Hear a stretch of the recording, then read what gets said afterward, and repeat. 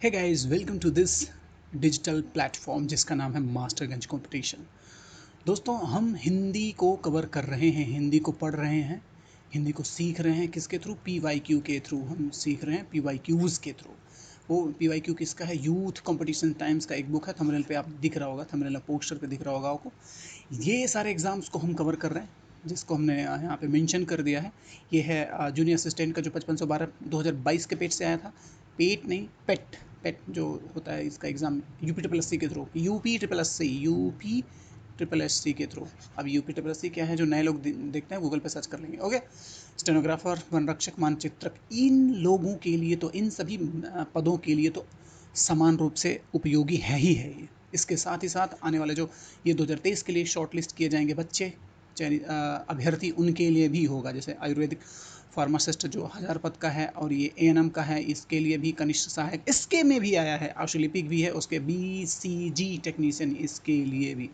तो मेरा कहने का मतलब, और इसके अलावा यूके ट्रिपल एस सी में भी अगर अगर आ रहा है ऐसे, अब बिहार बिहार में भी आ रही है, बिहार में भी पोस्ट आती है, तब भी बिहार एस एस सी आ गया। साथ ही साथ यूपी पी सी एल में भी आता है, यूपी पी सी एल में गया।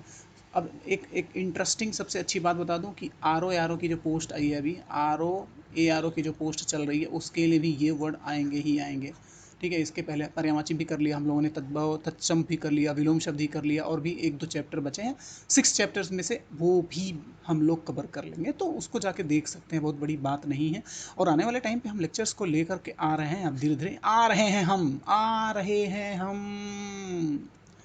ठीक है, आ रहे हैं हम, आ रहे हैं हम, और हमारी टीम, हम मतलब हम ही नहीं, और लोग भी आएंगे। अभी फ़िलहाल हम कुछ सब्जेक्ट को लेकर चल रहे हैं, बाकी धीरे धीरे सारे लोग जुड़ते जाएंगे, आपको इस चैनल के माध्यम से बढ़ता जाएगा सब कुछ। ओके, तो चलते हैं। आज का जो टॉपिक है, इंटरेस्टिंग, मोस्ट इंटरेस्टिंग टॉपिक है हिंदी का। अब हिंदी का कौन सा टॉपिक होगा? लोग बोलते हैं कि साइंस का टॉपिक हो सकता है, और फैक्चुअल चीज़ों का टॉपिक हो सकता है, लेकिन ये भी अपने आप में बहुत इंपॉर्टेंट है, क्योंकि 30 मार्क्स का जो एग्ज़ाम है वो भी होने वाला है इसी से ही। ठीक है, इसमें से 2-4 क्वेश्चन रहेंगे ही रहेंगे आपके पास। ठीक है।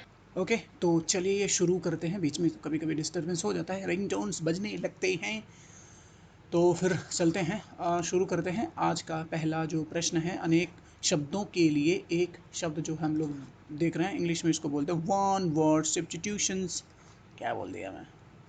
One word substitution, substitution, substitute. हाँ, समझ जाओ ना। ठीक है, आइए चलते हैं, एक एक प्रश्न को कंसिडर करके देखते हैं। तुम्हारा पहला प्रश्न है, किसी व्यक्ति या सिद्धांत का समर्थन करने वाला अनेक पद के लिए एक शब्द है। बताइए कौन सा है? जैसे अगर मैं पढ़ूँ, देखिए मैं ए बी सी डी नहीं पढ़ूंगा, सीधे जो हिंदी में विकल्प दिए हैं उनको पढ़ दूंगा। ठीक है, आप उसको कंसिडर करके ऑटोमेटिकली आप अपने हिसाब से आंसर मन में सेट करिएगा, या कमेंट करिएगा, कमेंट जरूर करिएगा। और फिर बढ़ते हैं, इसी तरह से हमारा सीख जाएंगे, बाकी व्याख्या भी देखते रहेंगे। ओके, तो इसका है ए अनुदान, बी अनुयायी, सी अनुपथी, डी अनुभवी। ठीक है, समझ में आई? अब बताइए, थोड़ी देर के लिए मैं छोड़ दे रहा हूँ आपको, बताइए। बोलता है किसी व्यक्ति या सिद्धांत का मानने वाला, तो ऐसे ज़्यादातर होता है ना, यानी अनुयायी होते हैं, अनुयायी होते हैं, अनुयायी। जैसे बौद्ध धर्म मानने वाले हो गए, जैन धर्म मानने वाले हो गए, हिंदू धर्म मानने वाले हो गए, जो भी धर्म को मानते हैं या कोई सिद्धांत को फॉलो करते हैं, तो बोलते हैं मैं अनुयायी हूँ, इस धर्म का अनुयायी हूँ, इस सिद्धांत का अनुयायी हूँ। बहुत सारे लोग हैं, तो यही है, बहुत बड़ी बात नहीं है, कोई आंधी तूफान जैसा नहीं है। चलिए इसको देख लेते हैं, डिस्कस कर लेते हैं।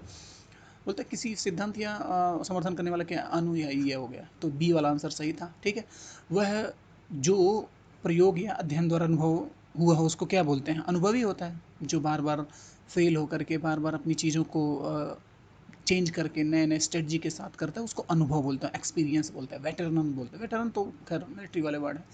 ठीक है, उसके बाद जिसे बुलाया ना गया हो, अनाहूत, मतलब बिन बुलाया मेहमान, तो अनाहूत वही है। और बाकी जिसकी आशा न की जाए, अप्रत्याशित। जैसे अगर मान लीजिए, सपोज दैट आपका जूनियर असिस्टेंट में हो जाता है, पहली बात ये तो है, लोगों को उम्मीद होगी क्योंकि फॉर्म भर रखा है आपने, तो देने की बात है। लेकिन अगर मान लीजिए, क्योंकि इसमें पोस्ट बहुत ज़्यादा है, 5512 पोस्ट है, और पूरे यूपी में, ऑल ओवर यूपी में बहुत सारी पोस्टेस खाली हैं। ये तो नहीं दिख रही हैं अभी, बहुत सारी पोस्ट खाली है। और एक कलेक्ट्रेट ऑफिस में भी, कमिश्नरी ऑफिस में भी है। मंडल पे भी है, मंडल मंडल में भी है, मंडलायुक्त के पास आपका पोस्टिंग हो रहा है। अगर ऐसा हो गया, ठीक है, आपके आसपास, घर के आसपास हो गया, तो लोग यार ये तो कोई किसी ने सोचा नहीं था। आपके पड़ोसी जो जलते हैं, आपके जो दुश्मन, दुश्मन क्या ही बोलेंगे, मतलब जो वैचारिक दुश्मन, क्या बात है वैचारिक दुश्मन, या ऐसा आपका अनहित करने वाले जो हैं, वो लोग अगर ये जान गए, समझ गए, पा गए न्यूज़ की, यार इसकी पोस्टिंग अपने ही डिस्ट्रिक्ट में हो गई है या उसके पास सटे हुए डिस्ट्रिक्ट में हो गई है, तो उसको बोलते हैं अप्रत्याशित। अच्छा सा विभाग मिल गया जिसमें मतलब कमिश्नरी मिल गया या कलेक्ट्रेट ऑफिस में मिल गया, मंडलायुक्त के पास आ गए, अच्छा पोस्ट मिल गया, तो अप्रत्याशित सिलेक्शन आपका होगा, अप्रत्याशित सिलेक्शन। ओके, तो मेरा पढ़ाने का ये तरीका है। अगर वीडियो शुरू हुआ होगा तो आपको पता चल गया होगा, तो हम इसी अंदाज में, इसी भाषा का प्रयोग करते हम आगे बढ़ते जाएंगे, ठीक है। तो अप्रत्याशित क्या होगा कि आपका मनचाहा वो मिल गया, मनचाहा डिपार्टमेंट मिल गया, मनचाहा जगह पोस्टिंग मिल गई, वाह, खुशी ही खुशी हो जाएगी। That is the point what I am saying that. तो चलते हैं नेक्स्ट एग्जाम, मतलब नेक्स्ट प्रश्न पर। ओके ओके दूसरा प्रश्न है, ईश्वर में विश्वास रखने वाला क्या है? इस शब्द का, शब्द समूह के लिए एक शब्द बताइए। बताइए कौन सा? जो ईश्वर में विश्वास रखता है उसको बोलते हैं क्या? आस्तिक नास्तिक दो ही में तो बोलते हैं। एक नहीं विश्वास करता नास्तिक हो गया, जो विश्वास रखता है आस्तिक हो गया। तो ऑब्वियस सी बात है, सही है, ये बहुत आसान है। कुछ कुछ छोटा छोटा ही अंतर है, बाकी अंदर ऐसा कुछ नहीं है। आप मज़ा आएगा आपको करने में। देखिए 2000, ये पेट वालों को भी है, ये 2022 में आया था, तो 2025 का भी तो इम्पोर्टेंट हो सकता है। इस टाइप के एग्ज़ाम आ जाएंगे, एग्जाम्पल आ सकते हैं, कोई दिक्कत नहीं, तो हम लोग करते रहते हैं। ठीक है, आगे बढ़ते हैं। ठीक है, आस्तिक हो गया, ईश्वर में विश्वास न रखने वाला क्या हो गया? नास्तिक हो गया, और क्या, यही हो गया। तो अगले प्रश्न की ओर उन्मुख होते हैं, अग्रसर होते हैं। बोलता है 3 नंबर, उपकार को मानने वाला इस शब्द समूह के लिए एक शब्द बताइए, कौन सा होगा? कृपालु, कृतज्ञ, कृतघ्न, आज्ञाकारी। बताइए। देखिए आज्ञाकारी तो होगा नहीं, कि जो उपकार को मानने वाला ये कि बातों को मानने वाला, आदेश को मानने वाला उपकारी, आज्ञाकारी हो गया। आज्ञा को मानने वाला ये अलग होगा, इसको कट कर दीजिए। अब डी वाला कट हो गया, तो अब बची एक बी सी। बताइए कौन सा है, सोच के बताइए। ये है कृतज्ञ। ओके, चलते हैं। ये तो मुझे पता था पहले से, आपको भी पता होगा, बहुत बड़ी बात नहीं है। उपकार को मानने वाला कृतज्ञ हो गया, कृपा करने वाला कृपालु हो गया, और किए गए उपकार को न मानने वाला कृतघ्न हो गया। ये मानने वाला, अगर यह न मानने वाला जोड़ देंगे तो ये कृतज्ञ नहीं वाला हो जाएगा। समझ में आई बातें? आगे बढ़ते हैं। कहता है प्रश्न संख्या 4, जो दिखाई दे न दे, सॉरी, जो दिखाई न दे क्या है? इस शब्द समूह के लिए एक शब्द बताइए, कौन सा है? अदृश्य है, अमर है, निष्प्राण हो गया, नेत्रहीन हो गया। ये दोनों तीनों तो सीधे गलत ही दिखे। अमर मरगर की तो बात ही नहीं है। जो मरे ना, ये अमर है। जिसकी मृत्यु ना, अमर हो गया, अजर हो गया। निष्प्राण मतलब जिसमें प्राण ना हो, निष्प्राण हो गया। और नेत्रहीन डैश डैश, ये अदृश्य है। दृश्य अदृश्य की बात हो रही है, ठीक है। दृश्य होता है और एक इसका अपोजिट होता है अदृश्य। तो यही है, और कुछ ऐसा मुझे नहीं लगता है ऐसा कुछ ज़्यादा है। ठीक है, तो चलते हैं अगले प्रश्न की ओर बढ़ते हैं, देखते हैं, व्याख्या देख लेंगे। हाँ ठीक है, यही तो था, हम लोगों ने देख ही लिया, इसको पहले से कर दिया है। जिसकी मृत्यु न हो अमर है, जो प्राण न हो, मैंने ही बोल दिया, जिसका नेत्र विहीन हो उसको नेत्रहीन बोलते हैं। That is the point what I am saying that. आइए अगले प्रश्न की ओर बढ़ते हैं। प्रश्न संख्या 5 है, जीतने की इच्छा रखने वाला क्या है? जीतने की इच्छा रखने वाला क्या है? इस शब्द समूह के लिए एक शब्द बताइए, कौन सा है? पिपासु, उत्साही, जिज्ञासु, इनमें से कोई नहीं। बताइए। Use your presence of mind, then you will apply, you can find it your answer. ठीक है, इंग्लिश और हिंदी एक साथ नहीं, मैं आपको थोड़ा मोटिवेट कर रहा हूँ, आपका ध्यान बटा रहा हूँ। जानने की इच्छा, जिज्ञासु तो बोलते हैं, और उसमें क्या है? उत्साही, उत्साह रखने वाला है। ये दूसरा कुछ है, पिपासु दूसरा है। ठीक है, आइए, अच्छा इसको जानना है, बता देते हैं। जिज्ञासु पहले देख लेते हैं। 5वां नंबर का जो प्रश्न है, इसका आंसर यही है। पिपासु वही होता है जो पीने की इच्छा वाला होता है, बस। ओके, तो मुझे लगता है समझ में आ गई चीज़ें। अगले प्रश्न पर चलते हैं, मतलब इसका व्याख्या देख लेते हैं। ओके यार, कैसे होते हैं इतना ऊपर आने के बाद भी? यार इतना तेज से बाइक चलाने की क्या ज़रूरत हो? अभी हॉर्न, वो क्या है, समझ नहीं आता चीज़ें। सारे खिड़की दरवाजे जरा और खोल दिया होता तो पता नहीं क्या, ऐसा लगता कि इसी सिस्टम में लाके बाइक चलाते हुए जा रहा है। इसी टाइम हमेशा होता है। Okay okay okay okay okay, मैं आपको सुना नहीं रहा हूँ, बस थोड़ा सा है हो जाता है, ध्यान बढ़ जाता है चीज़ें। ओके, ऑल राइट, चलते हैं नेक्स्ट प्रश्न पे। इसका व्याख्या देख लेते हैं पहले पांचवा का। पांचवा देख लेते हैं। व्याख्या है, जो वचन से परे है वो वाचाल होता है, प्रयुक्त है, ठीक है। और जो उसके बाद, नहीं नहीं नहीं नहीं नहीं नहीं, कुछ तो हुआ है यार, नहीं वहीं पे था, वहीं पे था, ओके ओके ओके, हाँ यहीं पे था, दूसरे पीडीएफ में जाने से पहले यहाँ इसी पेज पे था, हाँ ये था, तभी तो मैं कह रहा हूँ प्रश्न संख्या इतना ज़्यादा कैसे आगे बढ़ गया। हाँ ठीक है, इस प्रश्न का था यही, पांचवा का था, जानने की इच्छा रखने वाला जिज्ञासु हो गया, उसके साथ पीने की इच्छुक जो होता है पिपासु हो गया, उत्साह से युक्त क्या हो गया, उत्साही हो गया, ठीक है। अब आइए आगे बढ़ते हैं। अच्छा दिख ही गया, दिख देख लो भाई, इसमें क्या है, आंसर ही सही होगा। छठवां प्रश्न है, जिसके पार देखा जा सके, पारदर्शी हो गया, पारदर्शक हो गया, पारदर्शी चीज होती है ना, जिसको हम लोग झिल्ली बोलते हैं, झिल्ली क्या होती है, पारदर्शक होती है, ठीक है। ये शुद्ध हिंदी है, आप लोग जानते होंगे, दूसरा तो मुझे नहीं पता, लेकिन ये हिंदी अच्छी है, ये साइंस भी इसको मानता है। जिसके पार देखा जा सके, वाक्यांश के लिए एक शब्द क्या है, पारदर्शक है, पारदर्शन है, पारदर्शनी है, अपारदर्शक है, ये नहीं देखने वाला है तो हो गया, आंसर ए है। व्याख्या देखते हैं, व्याख्या तो देखा ही है, पार देखा जा सके डैश डैश डैश डैश, बाकी त्रुटिपूर्ण है। आगे बढ़ते हैं। सातवां प्रश्न है, बिना देख रेख का जानवर, वाक्यांश के लिए एक शब्द है, पालतू, जंगली, अनेर, खूंखार। बिना देख रेख की बात हो रही है भाई, बिना देख रेख, देख रेख की होती तो क्या पालतू हो जाता। अब ठीक है, तो समझ गए, अब बताइए ना फटाफट फटाफट क्या दिक्कत है। ठीक है, ये थोड़ी सी दूसरी भाषा का प्रयोग, अनेर, ठीक है, अनेर कहा जाता है जो बिना देख वाले, जंगली तो वो होते हैं कि जो जंगल में रहते हैं उनको होगा, ये नहीं कहेंगे कि, समझ में आया बात, हाँ। जंगली जानवरों को भी पाला जाता है ना, कुछ जंगली जानवरों को, तो इसको तो ये थोड़ा सा प्रतिद्वंदी है, मतलब द्वंद्व है इन सब चीज़ों में, तो इसके लिए क्या करना है, सातवां प्रश्न का जो व्याख्या है और उसका आंसर है सी है, अनेर है, और इसका व्याख्या देख लेते हैं। व्याख्या ये है, बिना देख रेख का जानवर, वाक्यांश के लिए एक शब्द है, अनेर, ठीक है।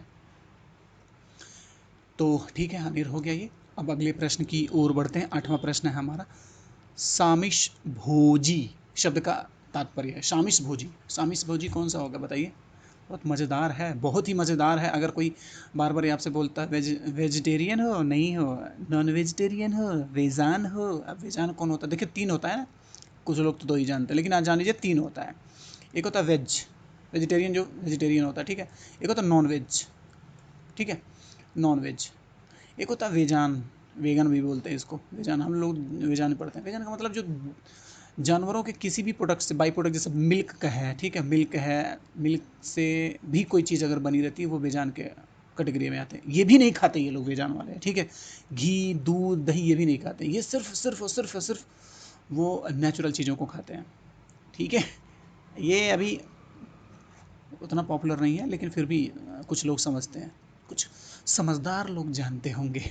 ओके, चलते आइए आगे, बताते हैं आपको अगले प्रश्न की, मतलब इस प्रश्न को हम करते हैं, सॉल्व करते हैं। आठवां प्रश्न है हमारा, तो बोलता है, सामिश भोजी जो मांस का सेवन करता है, सामिश भोजी बोलते हैं, या यू कहिए non veg, non vegetarian, non vegetarian, non vegetarian, that is the point. Okay, आगे बढ़ते हैं। तो जो मांस का सेवन करता है सामिश भोजी कहलाता है। जिस भोजन में मांस, मछली इत्यादि का प्रयोग होता है वह सामिश, मिश मिश, ये भाषा वाला होता है ना, श श, तो यहाँ ये भी स है, ये भी श है, तो थोड़ा सा है, ध्यान दीजिए, लेकिन पढ़ने में क्या जाता है, पढ़ लीजिए, सामिश भोजन। ओके, नेक्स्ट प्रश्न में चलते हैं। ओहो दिख गया, चलो ठीक है। बोलता है, जिसने ऋण दिया, जिसने ऋण चुका दिया हो, इस शब्द समूह के लिए एक शब्द बताइए। ऋणी, ऋण, कृतज्ञ, कर्जदार। ये तो होगा ही नहीं, पहली बात, ठीक है। ऋणी, ये जब पूरा कर दिया तो ऋणी कैसे हो गया, दोनों हो गया। अब ये कृतज्ञ, कृत और दूसरा था, ठीक है, एहसान के बदले एहसान वाली बात है, तो सही बात है कि ये ऋण यही है, ऑब्वियस सी बात है। आइए देख लेते हैं एक बार अच्छे से। जिसने ऋण उधार लिया हो ऋणी हो गया, जो उपकार मानता हो कृतज्ञ हो गया, ठीक है। उपकार की बात थी वहाँ, उपकार, एहसान, बाकी सब ठीक है, आइए आगे बढ़ते हैं, अगले प्रश्न की ओर बढ़ते हैं। 10वां प्रश्न है हमारा, किस वाक्यांश के लिए प्रयुक्त शब्द सार्थक नहीं है? पहला, झाग से भरा हुआ, जिसे फेनिल बोलते हैं। जो वचन से परे हो, वाचाल बोलते हैं। शराब बनाने वाला, कलवार बोलते हैं। जंगल में लगने वाली आग, दानावल बोलते हैं। 10।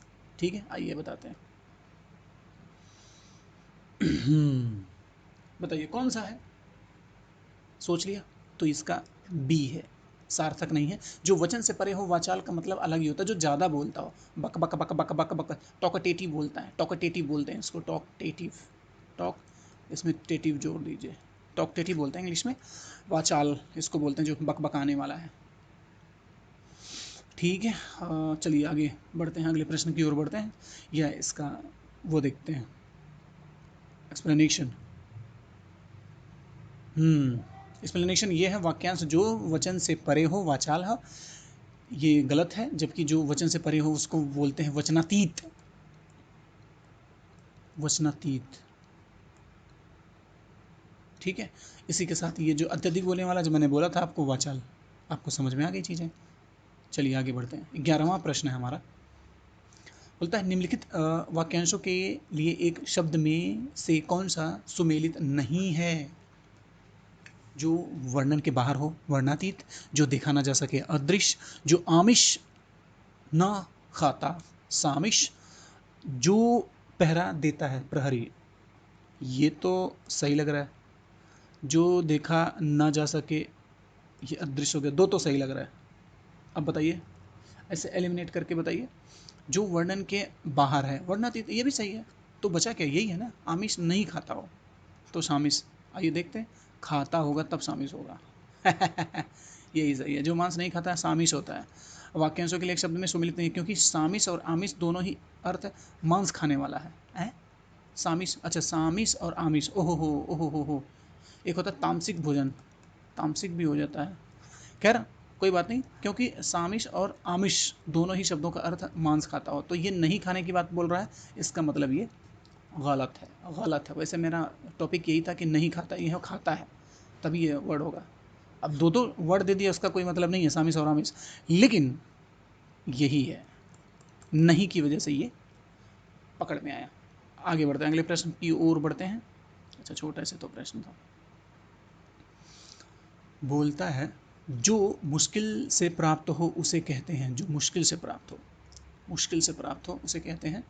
बताइए, अलभ्य, सुलभ, दुर्लभ, अलंघ्य, अलंघ्य, अलंघ्य, अलंघ्य। ओके, बताइए। तो इसका सी आंसर है, जो मुश्किल से प्राप्त हो उसे दुर्लभ बोलते हैं। शेष शब्दों के लिए इस प्रकार है, जैसे जो प्राप्त ना हुआ हो उसे अलभ्य बोलते हैं, अप्राप्य बोलते हैं। ये प्राप्य हो गया, प्राप्य हो गया, और इसे में अ जोड़ दिया, क्या हो जाएगा? अप्राप्य हो गया, अलभ्य हो गया, लभ्य। ठीक है, जो आसानी से प्राप्त हो सुलभ हो गया, जो लांघा ना जा सके अलंघ्य। ठीक है,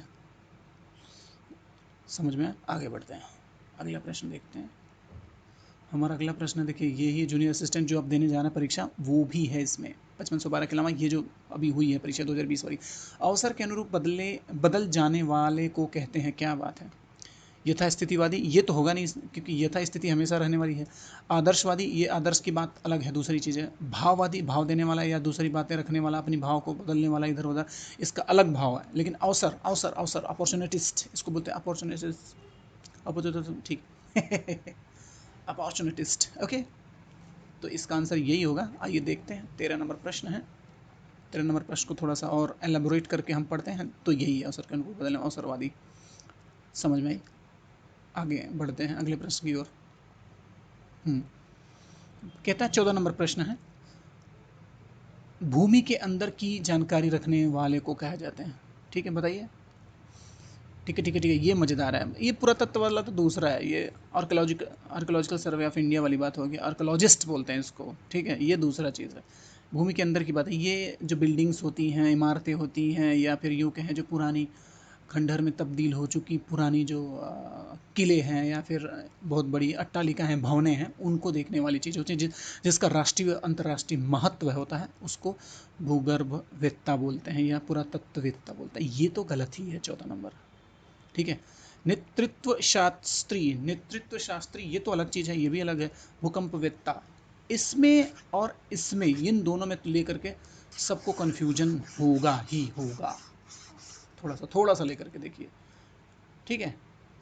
भूकंपवेत्ता, ठीक है, और ये भूकंप भूगर्भवेत्ता, दोनों में थोड़ा सा सिमिलरिटी है, जिसको आपको थोड़ी सी समस्या का सामना करना पड़ेगा। फिर भी मैं आपका इसमें मदद करता हूँ, हेल्प करता हूँ। यह है भूगर्भवेत्ता। ओके, मेरा तो अंदाज यही है, मैं ऐसे ही मजाक मजाक करके पढ़ाता हूँ ताकि आपको हमेशा शुरू से लेकर अंत तक बांध के रखूँ अपने लेक्चर में या फिर यूँ वीडियो क्लासेस में, ठीक है। बहरहाल, तो भूगर्भवेत्ता की बात हो रही है, भूगर्भवेत्ता, ठीक है। भूमि के अंदर की जानकारी का नाम भूगर्भवेत्ता। प्राचीन संस्कृति सभ्यता से जुड़े वाले तत्वों को रसायनिक पुरातत्ववेत्ता, जिसके बारे में हम लोग चर्चा कर लिए हैं। मानव की उत्पत्ति और विकास के अध्ययन करने वाले नेतृत्व शास्त्री बोलते हैं, ठीक है। भूकंप से संबंधित तथ्यों का करने वाले भूकंपवेत्ता, ये बोला, ठीक है। तो समझ में आ गई होगी चीज़ें। चलते हैं अब अगले प्रश्न की ओर बढ़ते हैं, देखते हैं। अगला प्रश्न है हमारा, अरे दिख ही गया, चलो ठीक है, दिखने दो। अब दिख जाता है, क्या किया जाए। 15 नंबर प्रश्न है, रात में विचरण करने वाले प्राणी को कहा जाता है निशाचर, वनचर, तामचोर। निशाचर, निशाकर है ये निशाचर है, दोनों में फर्क है, जमीन आसमां का फर्क है। तो ठीक है, तो रात में विचरण करने वाला क्या है, चलिए आइए थोड़ा सा व्याख्या को देख लेते हैं। आप भी जानते हैं, हम भी जानते हैं, बहुत बड़ी बात नहीं है, लेकिन लेकिन निशाकर थोड़ा अलग ही है, ये दूसरी चीज़ है, ये पर्यायवाची शब्द है किसी और का। अभी देख लेते हैं। फिलहाल हम निशाचर की बात नहीं बोलते हैं, क्या निशाचरों की तरह घूम रहे हो, ऐसे बोलते हैं ना हमारे जो बड़े बुजुर्ग जो गार्जियन हुआ करते थे, या मम्मी पापा, जब भी हम लोग मतलब शाम के टाइम बोलते हैं, ये तो निशाचर है, निशाचर बोलते थे ना, ये तो निशाचर है, निशाचर, ये रात रात घूमता रहता, रात रात जागता रहता, भटकता रहता, इसलिए शाम को बोलते हैं दिन डूबते ही घर आ जाया करो, डैश डैश डैश डैश, ठीक है। ये घरेलू स्थिति हो गई, लेकिन इसी से जोड़ के करके देखिए कि रात में विचरण करने वाले प्राणी को निशाचर कहते हैं, ये आपको कभी नहीं भूलना चाहिए। बनचर, जंगल में रहने वाले पशु, वन्य पशु, बनचर, ये भी बोलते हैं घर वाले बड़े बुजुर्ग लोग, कहा बंचर की तरह घूमते रहते हो, जब देखो यहाँ यहाँ यहाँ यहाँ भटकता रहता है, जंगल में रहने वाला पशु, जंगली पशु, ठीक है। अब निशाकर क्या होता है, चंद्रमा, ठीक है। तो सुधाकर, निशाकर, भास्कर, भानु, यही है। चंद्रमा नहीं, भानु अलग, वो दूसरा चीज़ है भाई। निशाकर है निशा करने वाला, निशा करने वाला चंद्रमा, निशा, टेन टेन टेन, ठीक है। समझ में आया, सारे वर्ड्स को देख लिए हैं, एक बार और रिवाइज करवा देते हैं आपसे, सभी से रिवाइज करते हैं, चलिए ठीक है, मज़ेदार तरीके से। ठीक है, रात में करने वाले को रिसाचर, क्या भ्रमण करने वाले, विचरण करने वाले को, जंगल में रहने वाले को बंचर या पशु, वन्य पशु या जंगली, निशाकर को बोलते हैं निशा करने वाला, निशा ये वाला। ओके, अगले प्रश्न की ओर बढ़ते हैं, नेक्स्ट पेज पर। नेक्स्ट सेक्शन ऑफ पेज है, थोड़ा सा मेरा है 36 का आंकड़ा पीपीटी बनाने में, तो थोड़ा पीडीएफ बनाने में, इसीलिए मैं यूथ कंपटीशन टाइम का लेकर चल रहा हूँ, ठीक है। इनका कंपाइलेशन बहुत अच्छा है। 16 नंबर प्रश्न है, जो खाने योग्य ना हो, अखाद्य, पथ्य, अपाच्य, अलभ्य। आसान है, दिख रहा है, जूनियर असिस्टेंट में आ चुका है, ये शिफ्ट 2 का ही है, आसान था, इसीलिए मैंने ज़्यादा इस पर जोर नहीं दिया, वक्त ज़ाया ना किया इस पर। अखाद्य मतलब खाद्य होता खाने वाला, अखाद्य मतलब खाना खाना, पथ्य ये दूसरी चीज़ है, अपाच्य पचने वाला है, अलभ्य दूसरा है, अभी हम लोग पढ़ चुके हैं इसको। तो देखिए, जो खाने वाला न योग्य हो अखाद्य कहलाता है, और शब्द है अर्थ है। आइए देखते हैं, थोड़ा सा अच्छे से देख लेते हैं, इसको बताता है क्या क्या है ये, कुछ और प्रैक्टिस करवा देता है। पथ्य क्या होता है, पथ संबंधी, पथ्य जो स्वास्थ्य के लिए उपयोगी हो, रोगी को दिए जाने वाला हल्का भोजन, पथ्य बोलते हैं। अपाच्य जो पचे ना सके, जो पकाया ना जा सके। अलभ्य क्या होता है, जो न मिलता हो, आसानी से, जो अवेलेबल ना हो एक हमारे मित्र हुआ करते तो वो ये बात बोलते थे, अवेलेबल को अल्बेबुल बोलते थे अवेलेबल। ओके, नेक्स्ट प्रश्न पे चलते हैं हम। 17 नंबर प्रश्न है, जिसके पास घर ना हो, गृही, अनिकेत, अभिषेक और अकिंचन, बताइए चारों में से कौन सा आंसर सही है।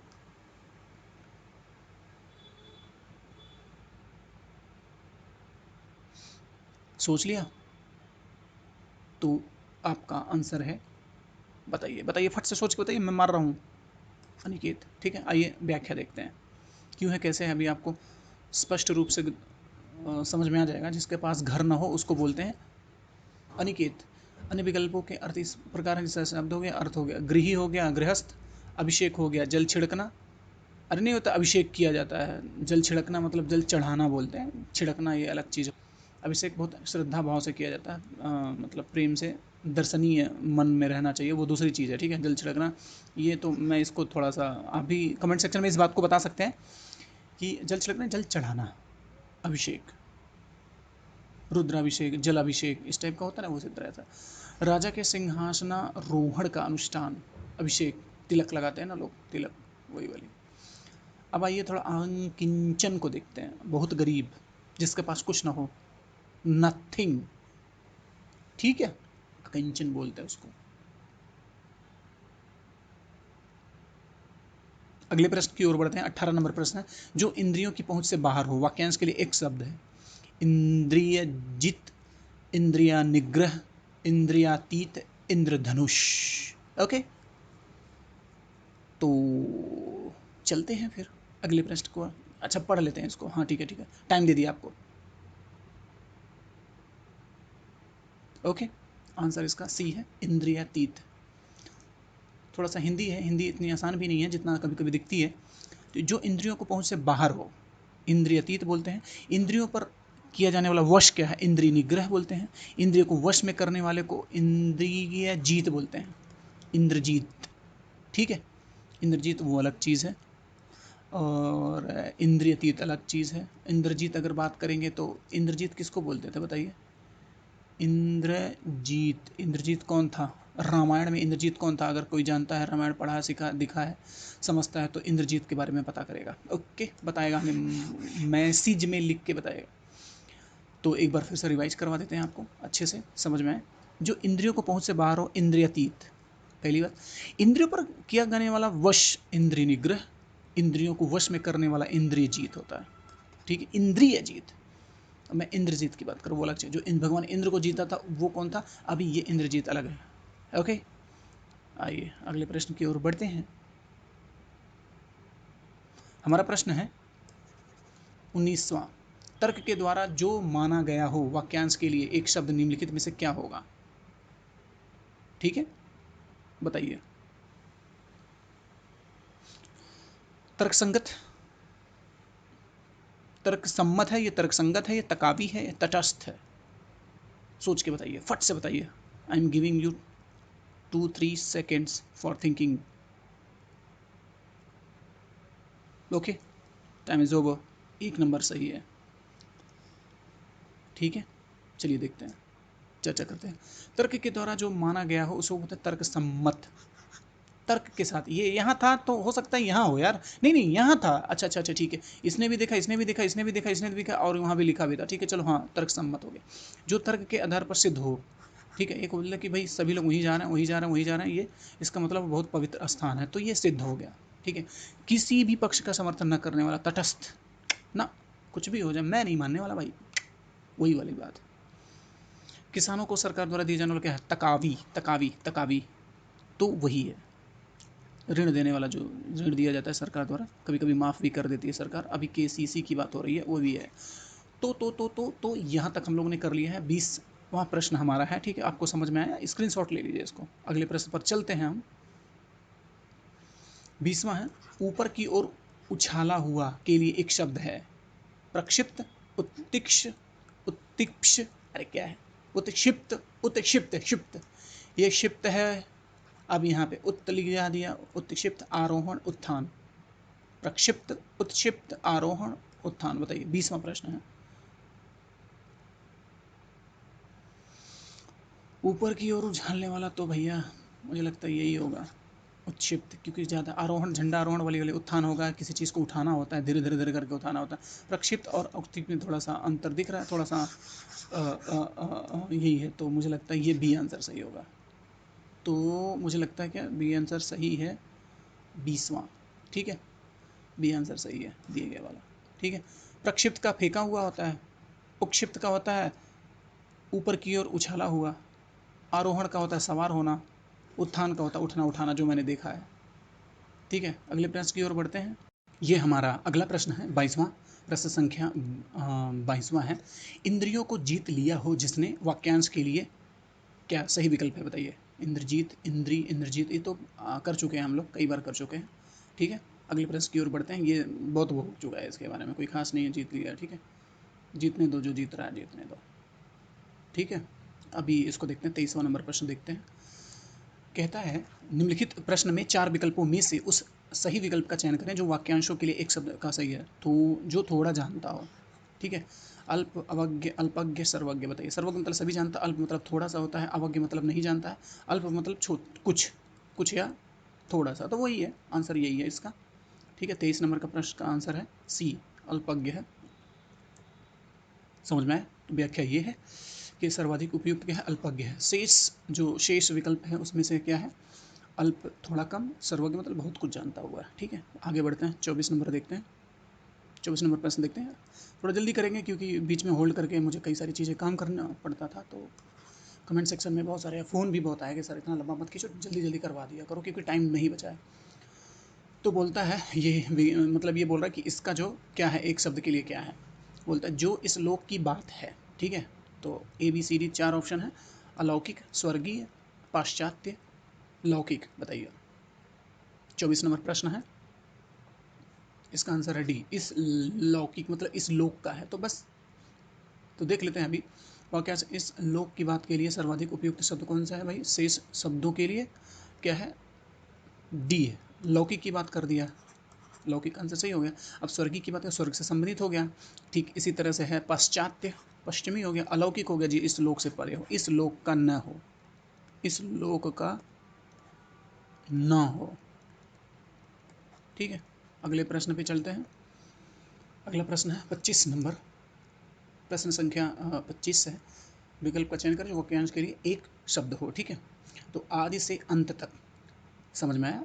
तो इसका बताइए, 4 ऑप्शन है, अनादि, अद्योपांत, अद्योपांत, समकालीन, समीचीन बताइए। सोच लिया? बताइए बताइए बताइए बताइए बताइए। ये आंसर इसका है अद्योतपांत, आदि से अंत तक। एक होता है अद्यतन, अद्यतन होता है जो अपडेटेड बोलते हैं, अपडेटेड बोलते हैं। ठीक है, तो भाई आदि से अंत तक, शुरू से लेकर अंत तक, यही वाली बात है अद्योतन। ठीक है, अब आइए देखते हैं। वाक्यांश आदि से अंत तक के लिए एक शब्द है आद्योपांत। ठीक है, जबकि प्रारंभ न हो, जबकि जिसका प्रारंभ न हो अनादि बोलते हैं उसको, और उसी समय होने वाले को समकालीन बोलते हैं। समकालीन परिस्थितियाँ जो इस टाइम हैं, वो भारत और पाकिस्तान के बीच बहुत ही तनावपूर्ण स्थिति है, उसको समकालीन परिस्थितियाँ बोलते हैं, समयोचित बोलते हैं। ठीक है, अब तर्कपूर्ण की बात है, जो समीचीन हो, तर्कपूर्ण के लिए एक शब्द जो होता है समीचीन, जो प्रतीत होता है, जो इसी टाइम समीचीन, ये तर्कपूर्ण ये है कि युद्ध जैसी तनाव स्थिति बनी है किसके, इंडो पाक के बीच में। मतलब अरे इंडिया एंड पाक। ठीक है, इंडिया एंड पाक, तो यही है जिसको समीचीन बोलते हैं, नहीं समकालीन बोलते हैं। और तर्कपूर्ण वाली, तर्कपूर्ण दे करके, जैसे कि ये है अभी, इस सारी चीज़ों को समकालीन परिस्थितियों को देख करके यहाँ से लड़ाई, यहाँ से लड़ाई, कई सारी चीज़ों को बना कर रखा है। तो ये जो बन रहा है समीचीन बन रहा है कि भाई तर्कपूर्ण परिस्थिति है, समझ जाइए ना, और उसमें कोई आंधी तूफान जैसा नहीं है। अगला प्रश्न देखते हैं। 26 नंबर प्रश्न है हमारा, सही विकल्प का चयन करें जो वाक्यांशों के लिए एक शब्द है, जैसे जो सब कुछ जानता हो, सर्वज्ञ, सर्वज्ञ, सर्वस्य, सर्वत्र ज्ञानी। ठीक है, ये दोनों में मतलब कन्फ्यूजन हो सकता है, बाकी सब तो ऐसा कुछ है नहीं। ठीक है, 26 नंबर का आंसर सोच के बताइए, दोनों में से ये है सर्वज्ञ, सब कुछ जानता, ओमनिसेंट जिसे बोलते हैं हम लोग, सर्वशक्तिमान। ठीक है, जो सब कुछ जानता हो के लिए एक शब्द है सर्वज्ञ, जो जबकि सब कुछ जानने के लिए एक सर्वज्ञ। ठीक है, जबकि जो सब कुछ हो के लिए है सर्वस्व। जैसे माता पिता भगवान भी हैं, गुरु भी हैं, और भी रास्ता दिखाने वाले शेरपा भी हैं, हर तरह से बोलते हैं, तो वही सर्वस्त्र बोलते हैं, सर्वस्व, सर्वस्व, सर्वस्व। ठीक है, भगवान भी मानते हैं लोग, तरह तरह के लोग हैं, अब सबकी बातें अलग हैं, सबकी भाषा अलग है, सबकी सोच अलग है, सबको बदला नहीं जा सकता। ऐसे मैं बहुत सारे लोगों को जानता हूँ कि जो माँ बाप को गुरु, ईश्वर और अपना सब कुछ मानते हैं। जनरली यही होता है, मैं बहुत बड़ा भाषण नहीं दे रहा हूँ, लेकिन मैं एक समझाने की कोशिश कर रहा हूँ कुछ समाज में ऐसे भी निकृष्ट और ऐसे कुछ लोग हैं, दुष्ट प्रवृत्ति के लोग हैं जो माँ बाप को आश्रम में रख देते हैं और उनकी कदर नहीं करते हैं, या फिर यूँ कहें कि उनसे दूर जा कर के कहीं बस जाते हैं, समझ रहे हैं, ध्यान नहीं रखते हैं माँ बाप का। अगर उनका परिवार बढ़ गया तो वो अपने माँ बाप को छोड़ के दूसरे जगह चले जाते हैं, उन पर ज़्यादा वक्त नहीं देते हैं, ना ज़्यादा इज्जत करते हैं, मैं उन लोगों की बात कर रहा हूँ। बहरहाल हम चलते हैं, अभी हिंदी पढ़ रहे हैं, दूर जाने की ज़रूरत नहीं है, ठीक है। तो जो सभी जगह हो उसको बोलते हैं सर्वत्र, ठीक है। ये भी भगवान बोलते हैं इनको, ओमनी प्रेजेंट बोलते हैं इसको, इंग्लिश में ओमनी प्रेजेंट। जिसको ज्ञान हो, ज्ञानी हो, उसको ओमनिसिएंट भी बोलते हैं, ठीक है। नॉलेजेबल पर्सन, स्कॉलर, ऐसा कुछ करके, समथिंग समथिंग लाइक दैट, ठीक है। अगले प्रश्न पे बढ़ते हैं। दिख गया आंसर, दिख गया, कोई बात नहीं, चलते हैं। जानने की इच्छा के लिए एक शब्द है, इच्छा, आशा, जिज्ञासा, अभिलाषा। इसको हम लोग कर चुके हैं, जिज्ञासा के बारे में ये वर्ड आ चुका है एक बार, इसमें ज़्यादा सोचने की जरूरत नहीं है, परेशान होने की आवश्यकता नहीं है। जानने की इच्छा के लिए सर्वाधिक उपयुक्त शब्द क्या है? जिज्ञासा, उम्मीद जिसे बोलते हैं। अच्छा, आशा का अर्थ है उम्मीद, भरोसा या आसरा। इच्छा का शाब्दिक अर्थ है रुचि, कामना, चाह, ठीक है। ये सब चीज़ एक सिमिलर वर्ड है, समानार्थी शब्द है, ठीक है। अभिलाषा की बात है इच्छा, तो ये अलग चीज़ है, इच्छा है, ठीक है। हमारी इच्छा तो बहुत कुछ है, ठीक है, हमारी इच्छा तो बहुत कुछ है, लेकिन वो परे है। लेकिन जिज्ञासा जानने की है, एक जानना होता है, उसके बाद इच्छा उसके बाद आती है। पहले जिज्ञासा हुई कि जान लेते हैं, उसके बाद उसमें इच्छा हुआ। इसका दोनों साइड भी हो सकता है, इधर से भी हो सकता है, इधर से भी हो सकता है। पहले अभिलाषा हुई जानने की, इच्छा हुई, उसके बाद जाग गया, तक जिज्ञासा हो गया और जानने की, ऐसी भी बात है। ज़्यादा कन्फ्यूज मत होइए आप लोग, मैं आपको उसमें फिट बैठाने की कोशिश कर रहा हूँ, दैट इज़, और कुछ नहीं कर रहा हूँ, ठीक है। आइए 28 नंबर प्रश्न देखते हैं। किसी व्यक्ति या वस्तु को न अपनाना, वाक्यांश के लिए उपयुक्त शब्द का चयन करें, ठीक है। बहिष्कार, परिष्कार, तिरस्कार, परोपकार। वस्तु को अपनाना, बताइए। न अपनाना, ओहो, न अपनाना, कीप इन माइंड, ठीक है, ध्यान से, ओके। इसका आंसर बताइए, सोच लिया? सोच के बताइए, मैं 2-3-4 सेकंड टाइम दे देता हूँ ताकि आप लोग सोच लें, ताकि मैं तुरंत आंसर ना बताऊँ, आपकी इच्छा हो जाए, बीच में रोकना ना पड़े वीडियो आपको, राइट। तो मैं यही कोशिश अच्छा कर रहा हूँ, इसका बहुत सराहनीय फीडबैक मिला मुझे, सही लिया। बहिष्कार करते हैं, बहिष्कृत नहीं होता है जैसे, वही है न अपनाना, तो बहिष्कार कर दिया। आइए व्याख्या देखते हैं। व्याख्या ये है, किसी वस्तु या वस्तु को, किसी व्यक्ति या वस्तु को न अपनाना के लिए उपयुक्त शब्द है बहिष्कार, जबकि स्वच्छ और शुद्ध करने की क्रिया परिष्कार होता है, परिष्कार, ठीक है। उपेक्षा पूर्वक त्याग करने की, त्यागने की जो क्रिया है उसको बोलते हैं तिरस्कार, एवं किसी की भलाई करना या हित करने की क्रिया बोलते हैं परोपकार। इसके बदले इसमें से कोई उम्मीद नहीं रहती, न पैसा, न रुपया, न धन संपत्ति और किसी चीज़ की, नहीं, तो उसको परोपकार बोलते हैं। पैसा लेकर के काम करने का वो कार्य बोलते हैं उसको, ठीक है। आपने किसी की मदद की, बदले में आप ये आवश्यक नहीं है, या अपने दिमाग में ये मत रखें कि हमें वो वापस हमके बदले पैसा देगा या हमारा कुछ काम करेगा, तब परोपकार नहीं होगा, वो लेन देन वाली बात हो जाएगी, ठीक है। तो परोपकार का मतलब होता है उसके बदले में कोई इच्छा न करना, आप काम करिए, ठीक है, जो होगा कर्मण्येवाधिकार से माँ फलेतु कदाचन, ये दूसरी चीज़ है। मौका मिलता है डायलॉग मार देता हूँ, भले गलत सही हो। ठीक है, 29 नंबर प्रश्न है, अनियमित के लिए एक उचित वाक्यांश चुने जिस पर कोई नियंत्रण न हो, जो नियमानुकूल हो न हो, जिसके संबंध में कोई निर्णय न हो हुआ हो, जिसका निवारण न हो सकता हो। बताइए, अनियमित की बात हुई है, बताइए, सोच लिया? तो इसका आंसर ये है, नियमानुकूल ना हो, नियमानुकूल ना हो, नियम के अनुसार ना हो, बस, और क्या, ठीक है। साफ साफ दिखा है, स्पष्ट लिख रखा है, जिस पर कोई नियंत्रण ना हो, अनियंत्रित हो गया, जिसके संबंध में कोई निर्णय ना हुआ हो, अनिर्णित हो गया, और निर्णीत, ठीक है, जिसका निवारण ना हो सके उसका अनिवारणीय। ये अनियमित, नियम के खिलाफ या नियम के अनुसार ना हो तो उसको अनियमित बोलते हैं, ठीक है। इर्रेगुलर या ऐसा कुछ होते हैं, इरेगुलर नहीं है, लगातार होता है ना, ये दूसरी चीज़ है अनियमित, अभी याद नहीं आ रहा, ठीक है। चलते हैं अगले पेज पर। हमारा 30वां प्रश्न है, जिस पर आक्रमण हो, वाक्यांश के लिए एक शब्द है, आक्रमण, आक्रामक, आक्रांत, आत्मघाती। बताइए कौन सा है? 30, सोच लिया? आक्रांत बोलते हैं इसको, करने वाले को आक्रांता। ठीक है, चलिए इसको एक्सप्लेनेशन देख लेते हैं इसका। एक्सप्लेनेशन ये है, सी है, जिस पर आक्रमण हो, वाक्यांश के लिए उचित शब्द क्या है? आक्रांत बोलते हैं। जो अपनी हत्या आप करे, आत्मघाती हमला, सुसाइड बॉम्बर। ठीक है, आक्रमण करने वाला, आक्रामक, आक्रामक हो गया। सीमा का बलात् उल्लंघन, आक्रमण।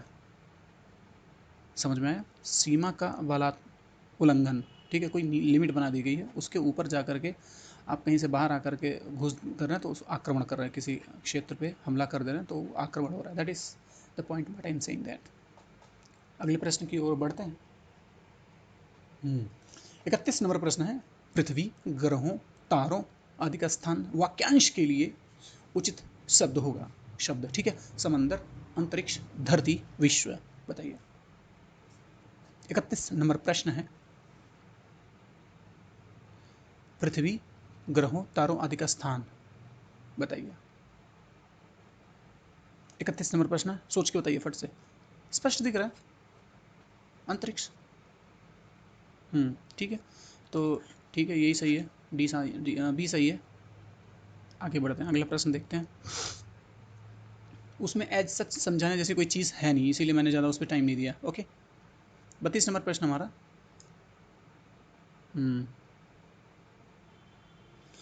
दूसरों की बातों में दखल देने के लिए एक शब्द रहता है। हस्तक्षेप, आक्षेप, दूरदर्शी, उपकारी। दोनों अलग है, उपकारी हम देख चुके हैं, दूरदर्शी अलग है। ये और दोनों में अंतर है, इन्हीं में दोनों में कन्फ्यूजन है। थोड़ा सा बताइए क्या है, सोचिए। तो इसका आंसर है ई, हस्तक्षेप। आइए देखते हैं इसको, समझते हैं। दखल देना के लिए एक शब्द होता है हस्तक्षेप। हस्तक्षेप मत करें, कृपया हस्तक्षेप ना करें। ठीक है। आक्षेप क्या होता है? व्यंग्यपूर्ण दोषारोपण करना। व्यंग्यपूर्ण, अच्छा तुम ही तो गए थे, हम जानते हैं, झूठ बोल रहे हो, मतलब अरे तुम सबसे निकृष्ट इंसान हो, तुम ही ने किया है, इस टाइप का होता है। एक होता है अरे तुमने किया है, उसके मान लीजिए कोई गलत नहीं किया, दोषारोपण लगा रहा है, हाँ हाँ तुम ही ने किया है, मैंने देखा है, ज़बरदस्ती का। तो व्यंग्यपूर्ण, नाटक नाटक करके, क्रिटिसाइज करके, आलोचना करके, समथिंग समथिंग लाइक दैट वाला। ठीक है। दूरदर्शी क्या है? जो आगे की सोचता हो। यहाँ पे है आगे सोचता हो, कहने का मतलब ये है अभी 2025 चल रहा है, तो अपना जो 2030 में कहाँ स्टैंड कर रहेगा कोई स्टूडेंट या अभ्यर्थी, कि मुझे ये परीक्षा देनी है, पेट के थ्रू जो एग्ज़ाम होगा कि नहीं होगा, अगर नहीं होगा तो फिर मैं क्या करूँगा, उसके लिए प्लान बी अगर लेके चलता है तो दूरदर्शिता उसके अंदर है, उसी को बोलते हैं दूरदर्शी। अब आइए उपकारी देखते हैं। ठीक है, उपकार करने वाला, ये तो हम लोग पढ़ चुके हैं। आगे बढ़ते हैं। 33 नंबर प्रश्न है, जो देने योग्य है कि एक लिए के एक शब्द है। ठीक है। गेय, गेय, देय, पेय और दान। तो अब सी बात है, देने की बात है, ये तो होगा नहीं, पीने वाला है, ये दान अलग है चीज़ है। दोनों दान और दे में दोनों हो सकता है, देने योग्य है लेकिन दे है, तो यही वाला है। तो ये इसका आंसर है बी। ठीक है। आइए देख लेते हैं, बी हो गया। व्याख्या देखते हैं। जो देने योग्य है उसको देय बोलते हैं, दे देने वाला। और जो पीने योग्य, पे मतलब पे पे पे पे पीने वाला, पेय, प्याऊ। प्याऊ नहीं यार, ये नहीं होगा, गलत कर दिया देवसेना, ये हो गया। जी हाँ, प्याऊ। और जो गाने योग्य है, गेय, क्या बात है, दिया जाने वाला, दान। ओके, अगले प्रश्न की ओर बढ़ते हैं। 34 नंबर प्रश्न है, जो कम खर्च करता हो, वाक्यांश के लिए एक है शब्द। ठीक है। मितव्ययी, लोभी, कंजूस, मक्खी चूस, डैश डैश डैश। ये दोनों तो नहीं होगा, उसके पीछे रीजन है कि यहाँ पे कुछ भी ना खर्च करता हो लेकिन कम खर्च करता हो। लोभी तो नहीं होगा, ये लोभ दूसरा चीज़ होता है, खर्च करने की बात हो रही है, तो खर्च और लोभ दोनों अलग चीज़ है। हालांकि लोभ के बाद ही एक चीज़ आती है, खर्च करता है, वो अलग है, नॉर्मल केस में होता है, लेकिन यहाँ दूसरा है। मेरी बात है, कुछ लोग समझ रहे होंगे, कुछ लोग नहीं समझ रहे होंगे। ठीक है, चक्षु के द्वार जिनके खुले होंगे वो समझ रहे होंगे, लेकिन अभी हम क्वेश्चन पे करते हैं। 34 नंबर प्रश्न का आंसर आप सभी के समक्ष है, मितव्ययी होता है उसको, कंजूस होगा जो इधर बिल्कुल खर्च ही नहीं करता हो। ठीक है। और मक्खी चूस उसका भी बाप हो। आगे बढ़ते हैं। जो कम खर्च करता हो उसको बोल के देखिए। एक चीज़ है, कंजूस और मक्खी चूस के लिए थोड़ा सा मज़ेदार बता दें, कुछ लोग नहीं जानते हैं, मैं बता देता हूँ। कुछ नया वर्ग जो आया है अभी बुद्धिजीवियों का, उनको शायद ये नहीं पता होगा। जैसे कि चाय थी, ठीक है, चाय थी,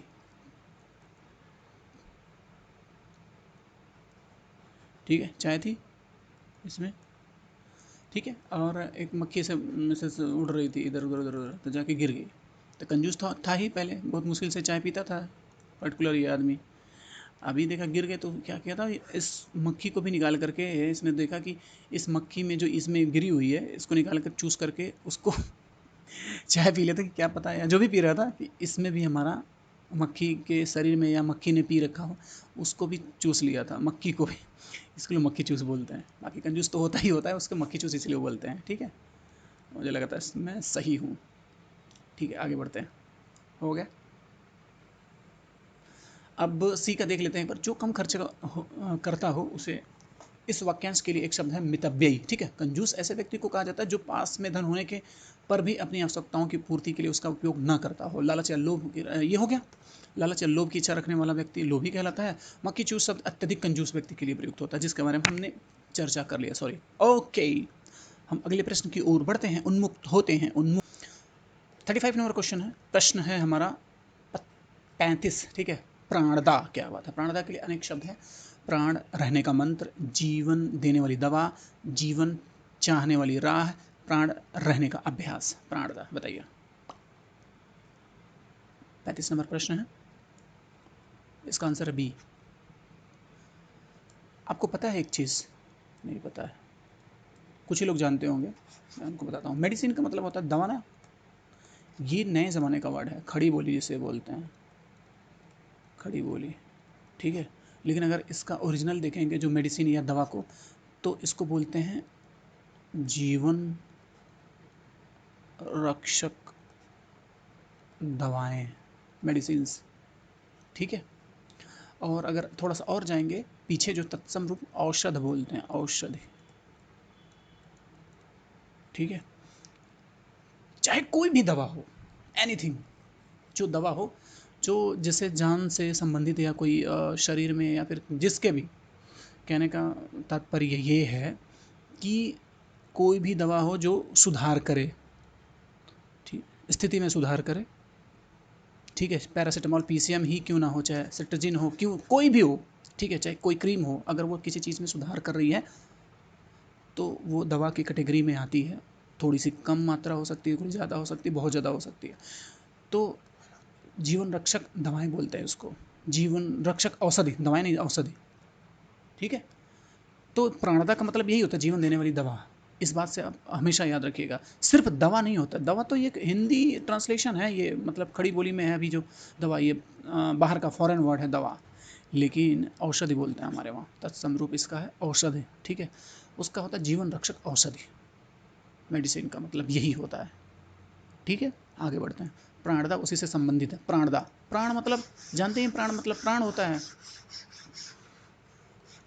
ठीक है। जीवन की ज्योति, प्राण मतलब ज्योति, जीवन ज्योति या जो भी है। दा, देने के लिए, जो प्राणदा दे, प्राणदा को या प्राण बचाए गंभीर बीमारियों से, या डैश डैश डैश समथिंग करके। तो इसीलिए इसको होता है, दिमाग में कोडिंग कर लीजिए हमेशा, कहीं भी, किसी भी जीवन देने वाले लोग, जीवन देने वाले, ये फलाना ठिकाना प्राणदा, ठीक है। अब जब बोले कि सर्वोच्च न्यायालय के जो न्यायाधीश है वो बोलते हैं कि प्राणदा नहीं बोल सकते उनको, वो अलग ही चीज़ है, ठीक है। लिंक करने के लिए मैं ये सब चीज़ें बता रहा हूँ आपको, अब करना है आपको। आइए देखते हैं इसका बी आंसर। 35 नंबर प्रश्न है, ठीक है। अब 36 नंबर पे चलते हैं। 36, अरे दिख गया, देख लो, हाँ। 36 नंबर प्रश्न है, बिना पलक झम झप झप झपकाए, ओके। शब्द है निष्पलक, निष्प्रिय, निर्मेश, निर्निमेश, निर्निवा, क्या है ये निर्विकार। ये निर हो गया, ये आसमानी वाला पढ़ लिया, उसके बाद वी पढ़ो, उसके बाद कार, निर्विकार, वेरी गुड। निर्निमेश, निष्पलक। थोड़ा सा मजाक करने की आदत है, किडिंग करने की आदत है, ताकि आपका अटेंशन मेरी तरफ बना रहे पूरी तरह से। ओके, चलते हैं। व्याख्या को देख लेते हैं। निर्निमेष मतलब बिना पलक पलक झपकाए। निष्प्रिय मतलब होता है निष्प्रिय। नी, ये नी हो गया हो गया और प्रिय है, इसका अर्थ होता है इच्छा रहित, जिसकी इच्छाएं मर जाती हैं, इच्छा नहीं है, उसको निष्प्रिय बोलते हैं। निर्विकार मतलब विकार रहित, कोई विकार नहीं है, मन साफ है, स्वच्छ है। ठीक है, ओके, आगे बढ़ते हैं। 37 नंबर प्रश्न है प्रज्ञा चक्षु। ये सब तो अच्छा होता है, प्रज्ञा चक्षु। ठीक है, ये प्रज्ञा लगा, दोनों मिला दीजिए, प्रज्ञा चक्षु के लिए क्या है। आइए चारों ऑप्शन देखते हैं। चक्षु ही जिसकी प्रज्ञा हो, बुद्धि जिसका नेत्र हो, प्रज्ञा और चक्षु जिसके समान हो, बुद्धि और ज्ञान होने वाली प्रज्ञा। बताइए चारों में से कौन सा आंसर है। ठीक है, बुद्धि जिसका नेत्र हो। ठीक है, बुद्धि जिसका नेत्र हो, प्रज्ञा मतलब बुद्धि, चक्षु मतलब आंखें, नेत्र। ठीक है, आइए देखते हैं इसके बारे में, पढ़ते हैं। ओहो क्या बात है, बोलता है चक्षु जिसका, ठीक है ठीक है ठीक है, बुद्धि जिसका, ठीक है, बाकी तो ऐसा कुछ दिया नहीं है। आगे बढ़ देखते हैं अगले प्रश्न की ओर। 38 नंबर प्रश्न देखते हैं। अच्छा दिख गया, देख लो भाई, ताकि ना कहीं मास्टर स्टाइल मारता है, कोई बात नहीं। 38 नंबर है सख्य भाव। सख्य भाव मिश्रित अनुराग को कहा जाता है। प्रणय, श्रद्धा, प्रेम, सम्मान। बताइए सख्य भाव, तो इसको प्रणय बोलता है। प्रेम का अर्थ है प्रीति या प्यार। तो अच्छा, एक बोलते हैं ना कि I am in love, that is the point, that is the word, what I am saying, that the explanation is I am in love, नहीं बोलते हैं आई इन लव। अच्छा, तो ये सख्य भाव, मैं, सॉरी मतलब मैं, कोई अमुक है, ठीक है, मैं किसी अन्य के साथ में क्या है, सख्य भाव। ध्यान रखिएगा, ये बहुत इंपॉर्टेंट वर्ड है। निजी जीवन में ही, जिंदगी में। सख्य भाव मिश्रित अनुराग को या प्रणय बोलते हैं। प्रणय सूत्र होता है, याद है, किसी किसी कार्ड, किसी को शादी का कार्ड होता है जो, सॉरी शादी ऐसे लिखते हैं, हाँ, शादी का जो कार्ड होता है, शादी का कार्ड, उस पर लिखा रहता है प्रणय। हाँ, प्रणय सूत्र में बंधने के लिए इसकी जो वो है, मतलब तारीख दिया जाता है या शुभ मुहूर्त दिया जाता है, तो प्रणय ये उसी से है। तो सख्य भाव की बात है। ठीक है, प्रेम का अर्थ प्रीति या तथा प्यार होता है। ठीक है, ये दूसरा है, लेकिन प्रणय की बात है। हाँ, प्रेम का अर्थ होता, अच्छा ठीक है, एक बार फिर से होल टाइम। प्रेम का अर्थ प्रेम तथा प्रीति या प्यार होता ही है, ठीक है, वो अलग है। लेकिन प्रणय सख्य भाव, सख्य भाव का मिश्रित अनुराग, जो दो रिलेशनशिप में होते हैं उनकी बात कर, मैंने तो बताया ही था ये, I am in love with someone dash dash dash, जो भी है, राम विद, जो भी है, यार छोड़ो, ज़्यादा लंबा जा रहा है। ओके समझ जाइए बस, और क्या है, हिंदी पढ़ा रहा हूँ मैं, लव गुरु नहीं हूँ अब। ठीक है, 39 नंबर प्रश्न हमारा, सफलता न मिलने पर दुखी होना को कहते हैं। शोभ, दया, दुख, कृपा। कृपा, कृपा लिखा है। 39 नंबर प्रश्न है, शोभ होता है, शोभ शोभ शोभ, शोभ, क्षोभ नहीं होता है, ठीक है, शोभ होता है। ठीक है, सफलता न मिलने पर दुखी होने को शोभ कहते हैं। कृपा का अर्थ है अनुग्रह। ओके, 40 नंबर प्रश्न है, खाने की इच्छा है। विभुक्षा, बुभुक्षा, विभुक्षा, बुभूषा, ये ब है, बुभुक्षा, भूभूषा। थोड़ा सा समझने की कोशिश कीजिए, बहुत नज़दीकियां हैं। ठीक है, नैरो है एकदम बिल्कुल। समझ में आया, बताइए आंसर बताइए। तो ये बू हो गया, उसके बाद भू हो गया, उसके बाद शाह हो गया, इसी को बोलते हैं खाने की इच्छा रखने वाला। ठीक है, बाकी सब अलग है। भविष्य में होने वाले के लिए एक शब्द है, भावी, गत, विगत, अभ्यास, आभास। ये दूसरी चीज़ है, ये पिछला है, तो ये तो हो ही नहीं सकता, लास्ट हो गया ये। विगत, भावी, इन दोनों में से कोई कन्फ्यूजन है, बताइए।